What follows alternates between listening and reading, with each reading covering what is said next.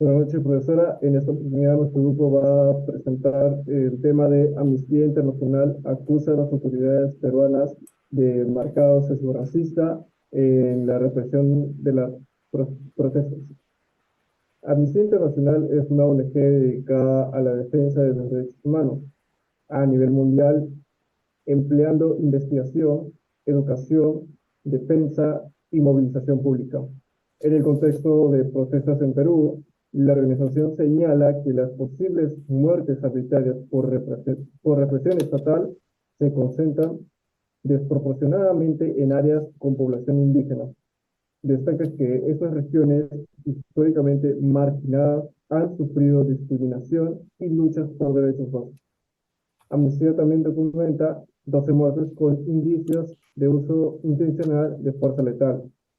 Según, ministerio, según cifras del Ministerio de Salud, más de 1.200 personas resultaron heridas en las protestas. La policía y el ejército respondieron de manera desproporcionada, utilizando balas de forma indiscriminada, causando muertes y lesiones. La policía destaca la presencia de policías en las azoteas y casos de violencia contra manifestantes pacíficos. La organización subraya la grave crisis de derechos humanos en Perú, alimentada por estigmatización, criminalización y los indígenas que ejercen su derecho a la libertad de expresión. Ahora le paso a mi compañero. Así es. Consideramos que sí se vio un marcado sesgo racista en la represión de las protestas. El uso de la fuerza por parte de los agentes del Estado para hacer frente a estos actos violentos en las manifestaciones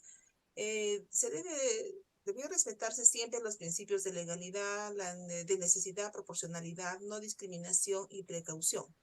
El uso de la fuerza debe estar orientado a garantizar el derecho a la protesta y proteger la vida e integridad de los que participan en ello. No debe ser excesivo o ilegal. Sin embargo, en el contexto de las manifestaciones se han denunciado casos de discriminación y estigmatización hacia mujeres, indígenas y campesinas por parte de los agentes de la policía.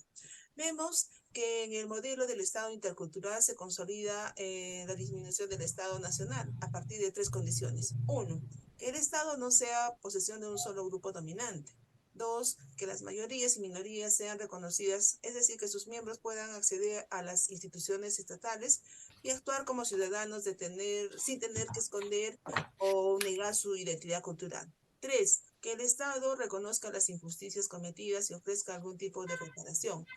Por ejemplo, tenemos el perdón histórico que se dio al pueblo afroperuano por la exclusión y abusos cometidos durante la época colonial. Y se reconoció su participación en la afirmación de la identidad nacional y a pesar de los cambios ocurridos a lo largo del siglo XX, aún persisten estos estereotipos, prejuicios y representaciones racistas en este Perú contemporáneo. Continúa mi compañera Gal.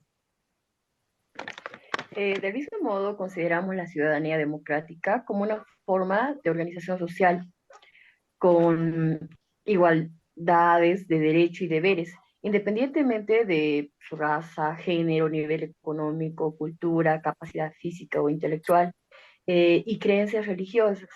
Por ello decimos que el ciudadano es el sujeto de la libertad política y de la responsabilidad que implica su ejercicio. Es quien sustenta el sentido político de su comunidad y no al revés. Por otro lado, la ciudadanía exige un espacio público donde pueda expresar sus preocupaciones e inclusive realizar un debate, cosa que se ha negado en los últimos acontecimientos ocurridos a raíz de las protestas, ya que anteriormente se mencionó. Si bien es cierto, el Estado de Derecho implica actuar dentro de los parámetros legales y respetar los derechos de los ciudadanos, y estas capacidades están limitadas por las normas y regulaciones establecidas por el propio Estado. Sin embargo, la autoridad suprema no ha tenido la capacidad de tomar decisiones y mantener el orden. Se ha transgredido todos estos parámetros, los principios constitucionales, se ha violado los derechos humanos. Además, en la actualidad los gobiernos prefieren ciudadanos a la romana que a la griega. Esto quiere decir que solo reclaman o reclamen beneficios, mas no sean partícipes de la intervención en la política. Y para concluir, le doy el pase a mi compañera.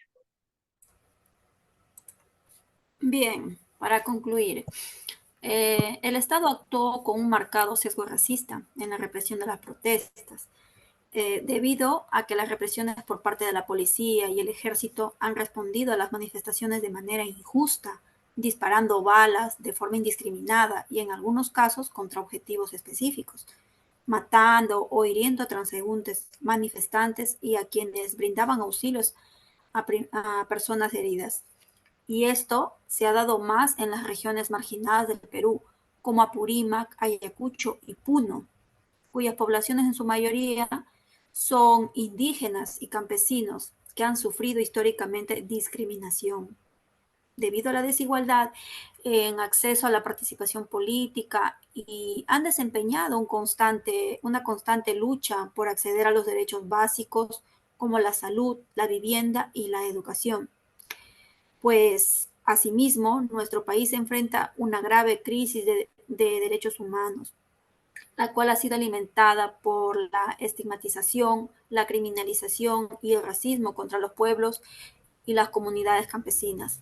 Estos grupos han salido a las calles a ejercer sus derechos a la libertad de expresión y a la reunión pacífica, pero han sido violentamente castigados los ataques generalizados contra la población. Tienen implicaciones en cuanto a la responsabilidad penal individual de las autoridades, incluidas las de más alto nivel, por su acción y omisión para detener la represión. Finalmente, el Estado tiene la obligación de investigar las presuntas violaciones de los derechos humanos y sancionar estos actos delictivos. Eso es todo. Gracias.